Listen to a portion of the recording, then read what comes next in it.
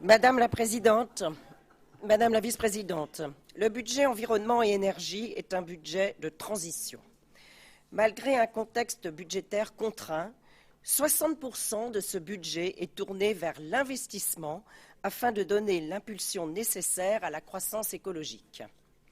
Le choix de privilégier les financements correspondant aux missions de la région est également un point essentiel que je souhaite mettre en exergue. Il était temps de recentrer l'action de notre collectivité sur ses compétences et éviter ainsi une dispersion totalement improductive. Ainsi, 3 axes prioritaires pour les Franciliens sont portés par notre majorité à travers ce budget 2016. Améliorer la qualité de l'air, améliorer la propreté, notamment à travers le traitement des déchets, améliorer l'action de la région en faveur des énergies renouvelables. La qualité de l'air figure parmi les premières préoccupations environnementales des Franciliens. Face à l'augmentation du nombre de pics de pollution dans notre région, il est urgent, vous l'avez rappelé, de mettre en place des mesures et de rattraper l'absence de politique dans ce domaine. Par rapport au réalisé 2015, les crédits consacrés à ce secteur augmentent de 61%, ce qui constitue un signal fort pour donner à notre région les moyens d'impulser une nouvelle politique de l'air. La conférence sur l'air de la semaine prochaine en marquera le top départ. Deuxième axe, l'action en faveur de la propreté de notre région, également un sujet majeur. Les collectivités et les Franciliens constatent une recrudescence significative des dépôts sauvages sur notre territoire. C'est ainsi qu'au sein de la politique déchets, 2 millions d'euros sont proposés en nouvelles mesures, dont 1 million d'euros dédiés à la mise en place d'un fonds propreté et 1 million d'euros à la gestion des déblais.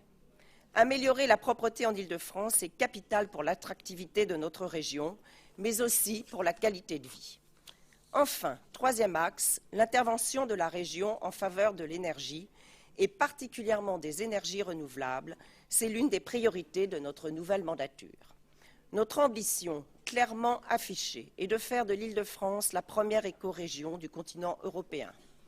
L'énergie est un enjeu essentiel pour l'Île-de-France, région la plus énergivore de notre pays. Dans ce budget, un effort significatif est consacré à des mesures nouvelles pour la politique énergétique.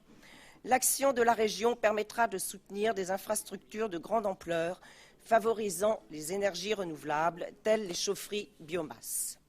Parallèlement, un regard attentif doit être porté aux ressources permettant leur bon fonctionnement. Je pense notamment à la filière bois. Avec 23% de son territoire recouvert de forêt, l'Île-de-France dispose de ressources très importantes en biomasse, encore peu exploitées à des fins énergétiques. C'est pourquoi nous retrouvons sur le budget agriculture 1 million d'euros destinés à accompagner la relance de la filière forêt-bois de notre région afin de promouvoir sa vocation multifonctionnelle et valoriser un gisement jusqu'ici insuffisamment exploité. Vous le voyez, l'ensemble est cohérent. L'environnement irrigue toutes les compétences de la région. Et budgétairement, il s'inscrit dans le principe de sincérité affirmé par notre présidente Valérie Pécresse. Terminer les 5 dernières années où, aussitôt le budget voté à grand renfort d'amendements, l'affecté, le réel à engager, diminuait aussitôt de 30%. Notre politique environnementale est en rupture totale avec celle menée à la région sous la pression des Verts. Nous ne sommes pas sur des postures idéologiques qui ne produisent aucun résultat, ainsi que le démontre malheureusement l'augmentation continue de la pollution de l'air, du bruit ou encore des dépôts sauvages de déchets. Nous affirmons notre choix de valoriser la politique environnementale afin de répondre à une triple exigence de nos concitoyens. D'une part, la priorité absolue de veiller à la santé et la qualité de vie de chacune et chacun des Franciliens. D'autre part, ce secteur en croissance représente une source formidable de création de richesses et d'emplois pour les Franciliens. Enfin, c'est un moyen de lutte contre les inégalités sociales, car les plus démunis sont toujours les plus exposés aux pollutions en tout genre.